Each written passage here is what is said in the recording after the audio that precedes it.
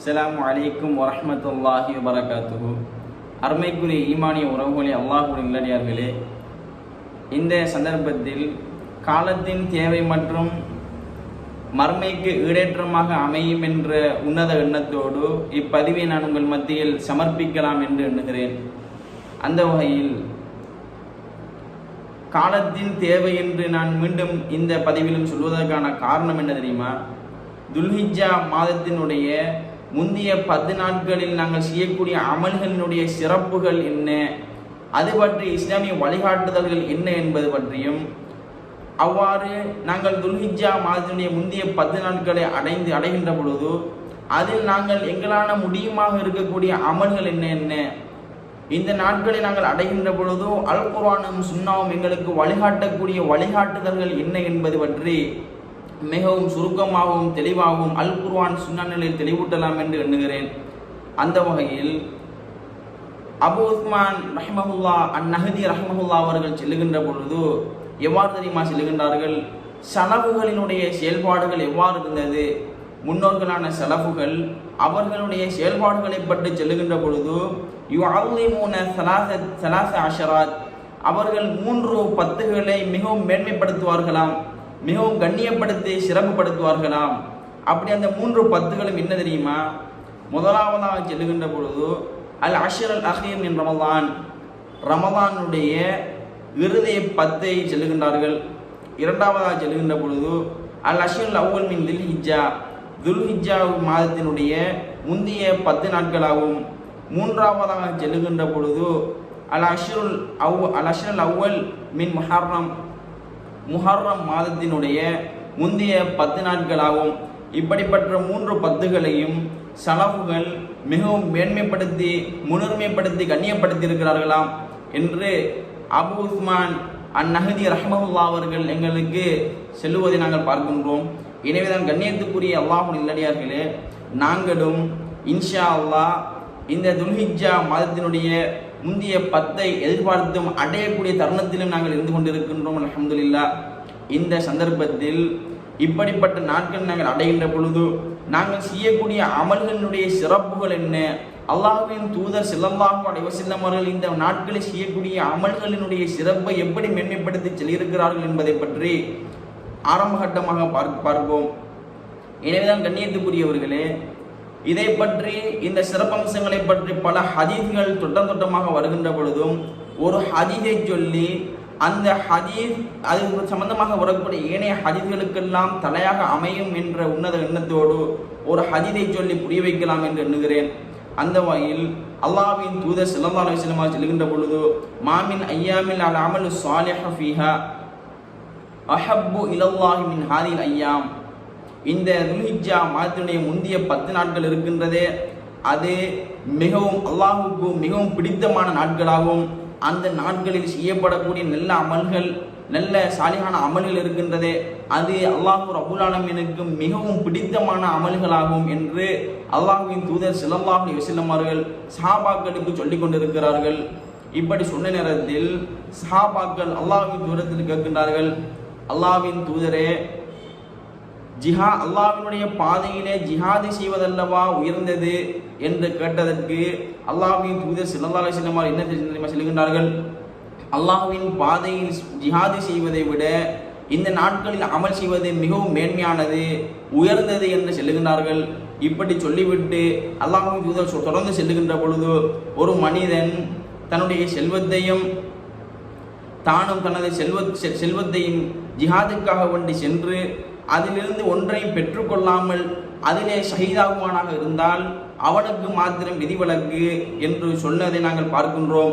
அந்த அளவுக்கு ஜிஹாதை விட மேன்மைப்படுத்தி இந்த நாட்களில் அமல் செய்வதனுடைய சிறப்பை அல்லாஹ்வின் தூதர் அவர்கள் எமக்கு எடுத்துரைப்பதை நாங்கள் பார்க்கின்றோம். எனவே தான் கண்ணியத்துக்குரிய அல்லாஹ் நல்லடியார்களே, நாங்கள் இந்த தருணத்தை நாங்கள் அடைய இருக்கிறோம் என்றால் அது அல்லாஹ் எங்களுக்கு செய்த மாபெரும் அருளாகும்.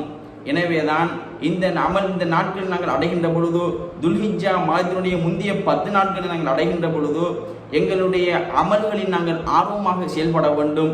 அதில் எங்களால் முடியுமான ஆர்வங்களையும் முடியுமான அமல்களை செய்வதில் நாங்கள் மும்முரமாக உன்னதமான எண்ணத்தில் நாங்கள் செயல்பட வேண்டும். அதில் இரண்டாவது கட்டமாக சிறப்பம்சங்களை பார்த்துவிட்டு இரண்டாவது கட்டமாக என்னென்ன அமல்களை அல் குர்ஆனும் சுன்னாவும் வழிகாட்டி இருக்கிறது, இதில் நாங்கள் செய்ய முடியுமான அமல்கள் என்னென்ன என்பதை பார்க்கின்ற பொழுது செல்வந்தர்கள், தனவந்தர்கள், வசதி படைத்தவர்கள் ஹஜ்ஜை நிறைவேற்றக்கூடிய சந்தர்ப்பம் அவர்களுக்கு இந்த மாதத்தில் அமைகின்றது. ஏழுமானவர்கள் அதில் ஆர்வம் காட்டி அதை செய்ய வேண்டும். ஏன் நான் இதை வலியுறுத்தி செல்லுகிறேன் தெரியுமா? இப்படியெல்லாம் செய்கின்ற பொழுது அல்லாஹ்வின் தூதர் ஸல்லல்லாஹு அலைஹி வஸல்லம் அவர்கள் இந்த ஹஜ்ஜினுடைய விடயத்தை பற்றி செல்லுகின்ற பொழுது வல் ஹஜ்ஜுல் மப்ரூர் லைஸ லஹு ஜஸாஉ இல்லல் ஜன்னா, ஏற்றுக்கொள்ளப்பட்ட ஹஜ்ஜின் வணக்கம் இருக்கின்றதே, அந்த வணக்கத்துக்கு என்ன தெரியுமா கூலி? சுவர்க்கம்தான் கூலி என்று சொல்லப்படக்கூடிய அளவுக்கு அந்த ஹஜ்ஜினுடைய வணக்கம் இருப்பதை நாங்கள் பார்க்கின்றோம். எனவே அந்த ஹஜ்ஜினுடைய வணக்கத்தை நிறைவேற்றுவதற்கு தகுதியான மாதம் இந்த துல்ஹிஜ்ஜாவினுடைய மாதம் என்பதனால் வசதி படைத்தவர்கள், தனவந்தர்கள் இந்த வணக்கத்தை புரிவதற்கு மிகவும் இயலுமானவர்கள், சக்தியுள்ளவர்கள் இதில் அதிகமாக ஆர்வம் எடுத்து இந்த அமல்களை செய்வதற்கு மும்முரமாக செயல்பட வேண்டும். இரண்டாவதாக பார்த்தோம் என்றால் நோன்பு நோட்பதில் துல்ஹிஜ்ஜா மாதத்தினுடைய முந்திய 10 நாட்களில் நாங்கள் நோன்பு நோட்பதில் மும்முரமாக செயல்பட வேண்டும். அதிலும் துல்ஹிஜ்ஜா மாதத்தினுடைய முந்திய 9 நாட்களில் நோன்பு நோட்பது சுன்னத்தாகும். குறிப்பாக அரஃபாவுடைய நாளில் கட்டாயமாக நாங்கள் நோன்பு நோட்க வேண்டும். ஏன் நான் இதை கட்டாயம் என்று நான் சொல்லுகிறேன் தெரியுமா? இது சுன்னத்தாக இருந்தாலும் கட்டாயம் நாங்கள் நோட்க வேண்டும் என்று நான் சொல்வதற்கான காரணம் என்ன தெரியுமா? இதில் எங்களுக்கு சுபசோபன செய்தி அல்லாஹ்வின் தூதர் ஸல்லல்லாஹு அலைஹி வஸல்லம் அவர்கள் செல்லுகிறார்கள். அது என்ன தெரியுமா? அல்லாஹ்வின் தூதர் ஸல்லல்லாஹு அலைஹி வஸல்லம் அவர்கள் செல்லுகின்ற பொழுது சியாமு யௌமி அரஃபா, அரஃபாவுடைய நாளிலே நோன்பு நோட்கக்கூடிய விடயம் இருக்கிறது. அந்த விடயம் ஐயு கஃபிர ஸனத்தல்லதி கபலஹு வல்லதி பஅதஹு, அந்த நோன்பு நோட்பதற்கு முன்னால் உள்ள ஒரு வருடத்தினுடைய நன்மை, ஒரு வருடத்தினுடைய பாவமும் அதற்கு பின்னால் வரக்கூடிய ஒரு வருடத்தினுடைய பாவமும் எங்களுக்கு மன்னிக்கப்படுவதற்கு காரணியாக அமைகின்றது என்று அல்லாஹ்வின் தூதர் ஸல்லல்லாஹு அலைஹி வஸல்லம் அவர்கள் சொல்லுகிறார்கள். அப்படி எங்களுக்கு கஃபாராவாக அமையக்கூடிய அந்த அமலை நாங்கள் செய்வதற்கு எங்களை நாங்கள் மும்முரமாக செயல்படுத்திக் கொள்ள வேண்டும். அதில் எங்களை நாங்கள் ஆர்வம் ஊட்டிக் கொள்ள வேண்டும். நோன்பு நோட்பதில் அந்த நோன்புகளை நோற்றுக்கொண்டு அமல்களால் அந்த நாட்களையும் அல்லாஹ்வையும் கண்ணியப்படுத்துவதில் எங்களை நாங்கள் அர்ப்பணித்துக் கொள்ள வேண்டும். மூன்றாவதாக அமலை நாங்கள் செல்லுகின்ற பொழுது அல் குர்ஆனும் சுன்னாவும் வழிகாட்டுதல் என்ன தெரியுமா? நேரத்துக்கு தொழுகை நிறைவேற்றல் வேண்டும். தொழுகையில் நாங்கள் மும்முரமாக செயல்படுத்தப்பட வேண்டும்.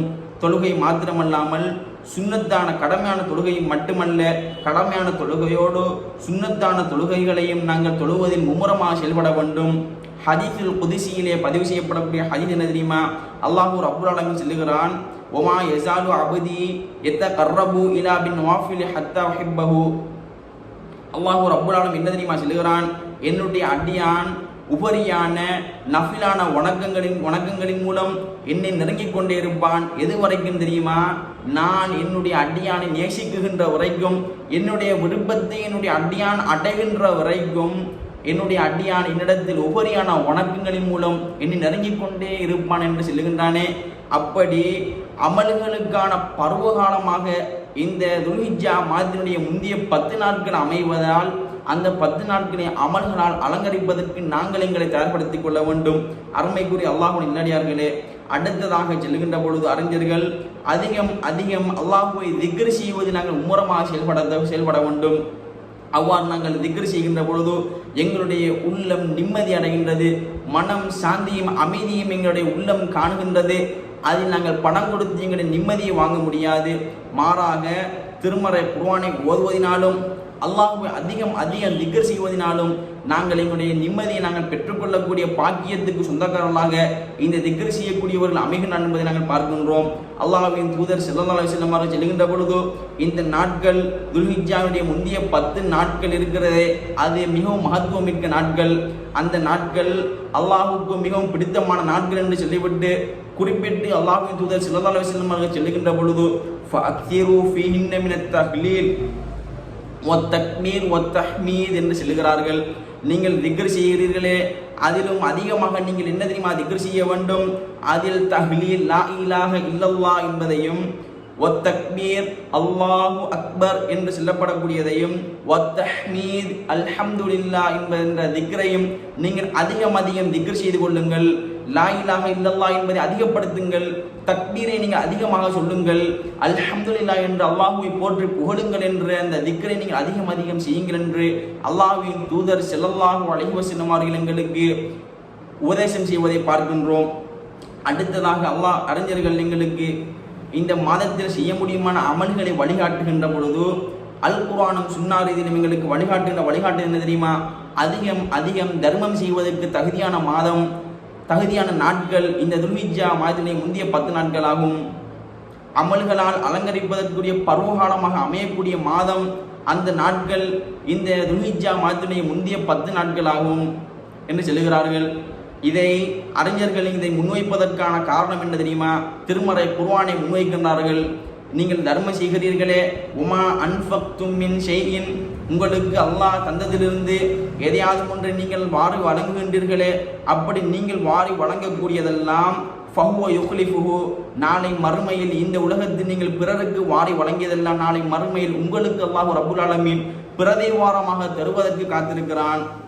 ஒமா துன்ஃபிகு மின் கைரின், நீங்கள் நன்மையான காரியங்களிலிருந்து நீங்கள் செலவு செய்கிறீர்களே, இல்லாத எளிய வறிய மக்களுக்கெல்லாம் நீங்கள் வாரி வழங்குகின்றீர்களே, அப்படி நீங்கள் வழங்கக்கூடியதெல்லாம் ஃபலி அன்ஃபுசிக்கும், நாளை மறுமையில் அது உங்களுக்குரியதாகும்.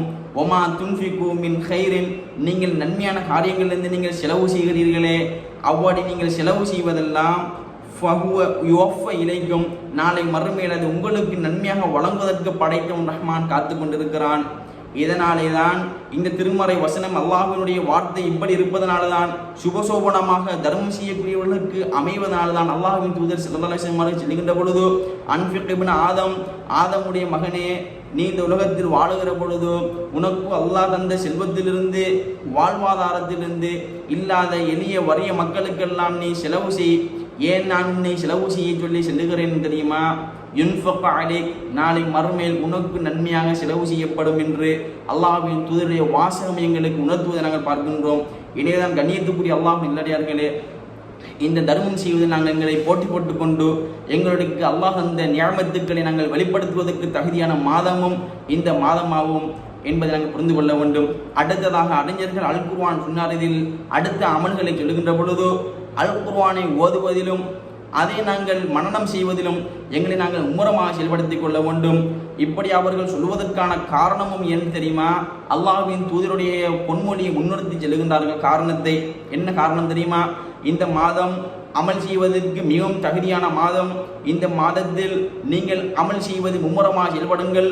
அதிலும் குறிப்பாக நீங்கள் திருமறை குர்ஆனை ஓதுவதிலும் அதை நீங்கள் மனனம் செய்வதிலும் அதை நீங்கள் படிப்பதிலும் ஆர்வம் காட்டுங்கள் என்று சொல்லுகிறார்கள்.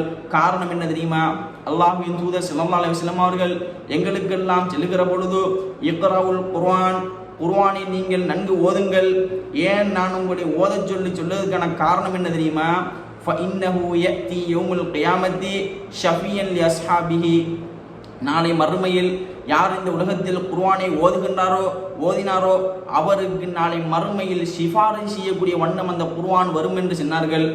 அந்த அளவுக்கு சுபசோபன செய்தி எங்களுக்கு சொன்னதெல்லாம் நாங்கள் சொல்லியிருக்கின்ற பொழுது நாங்கள் அமல் செய்வதற்கு குர்ஆனை ஓதுவதற்கு மிகவும் தகுதியான மாதங்களாக நாட்களாக இந்த துல்ஹிஜ்ஜா மாதத்திலே முந்தைய 10 நாட்கள் அமைவதை நாங்கள் புரிந்து கொள்ள வேண்டும்.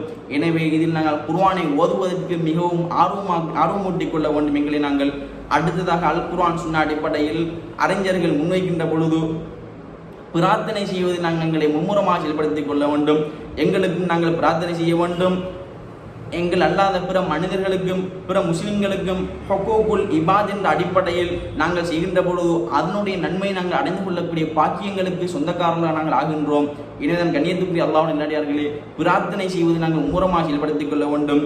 அல்லாஹ்வின் தூதர் ஸல்லல்லாஹு அலைஹி வஸல்லம் அவர்கள் சொல்லுகின்ற பொழுது ஹைரு துஆ யௌமி அரஃபா, துவாவில் மிகவும் சிறந்தது, பிரார்த்தனை செய்வதில் மிகவும் சிறந்தது அது அரஃபா நாளில் கேட்கப்படுகின்ற துவாவாகும் என்று சொல்லுகின்றார்கள். அப்படி சொல்லிவிட்டு குறிப்பாக்கி ஹதீஸில் வரக்கூடிய துவாவை அதிகம் கேட்க சொல்லியிருக்கிறார்கள். என்ன துவா தெரியுமா? லா இலாஹ இல்லல்லாஹு வஹ்தஹு லா ஷரீக லஹு லஹுல் முல்கு வ லஹுல் ஹம்து வ ஹுவ அலா குல்லி ஷைஇன் என்ற கதீர் என்ற துவாவை அதிகம் கேட்குமாறு அல்லாஹ்வின் தூதர் ஸல்லல்லாஹு அலைஹி வஸல்லம் அவர்கள் எங்களுக்கு சொல்லியிருக்கிறார்கள். எனவே தான் கண்ணியத்துக்குரிய அல்லாஹ்வின் நல்லடியார்களே, இதிலும் நாங்கள் எங்களை மும்முரமாக செயல்படுத்திக் கொள்ள வேண்டும். அடுத்ததாக வசதி படைத்தோர்கள், தனவந்தர்கள் உதுஹிய்யா என்ற வணக்க வழிபாட்டை நிறைவேற்றுவதில் மும்முரமாக செயல்படுத்திக் கொள்ள வேண்டும். ஏன் இதை சொல்லுகிறேன் தெரியுமா? வசதி படைத்தவர்கள் அல்லாஹ் தங்களுக்கு வழங்கிய செல்வத்திலிருந்து வாழ்வாதாரத்திலிருந்து பிறருக்கு கொடுக்க வேண்டிய கட்டாய ஒரு கடமை ஒன்று இருக்குமாக இருந்தால் அது இந்த உதுஹிய்யாவாகும். அந்த உதுஹிய்யா என்ற வணக்க வழிபாடுகள் நிறைவேற்றுவதற்கு தகுதியானவர்கள், மிகவும் போதுமானவர்கள் இந்த தனவந்தர்கள், வசதி படைத்தவர்கள் ஆவார்கள். இவர்கள் இதை கொடுப்பது மும்முரமாக செயல்படுத்த வேண்டும். அப்படி ஒரு மனிதர் உதுஹிய்யா கொடுப்பதற்கு நியத்து வைத்து விட்டால் அவர் துல்ஹிஜ்ஜா மாதத்தினுடைய பிறை கண்டதிலிருந்து அவர் துல்ஹஜ் மாதத்தினுடைய பிறை கண்டதிலிருந்து முடி நகங்களை களைவது கூடாது.